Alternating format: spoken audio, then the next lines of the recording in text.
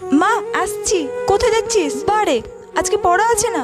শোন মনা, তুই স্যারকে বলবি এই সন্ধ্যাবেলার দিকের পড়াটা সকালবেলার দিকে করিয়ে দিতে। তোর আস্তে আস্তে সেই কত রাত্রি হয়ে যায় বলতো। বলবো এই ফোনটা নিয়ে যা। আর শোন, পড়া হয়ে গেলে কিন্তু কোচিং থেকে একদম বের হবি না।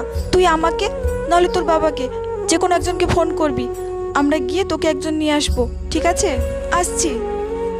সন্ধ্যা 7টা বেজে গেল, মেয়েটা এখনো পর্যন্ত একটা ফোনও করলো না। আর আমিও যে একটু এগিয়ে যাব, রাস্তাঘাটে এমন অন্ধকার, বেরোতেই যেন ভয় লাগে।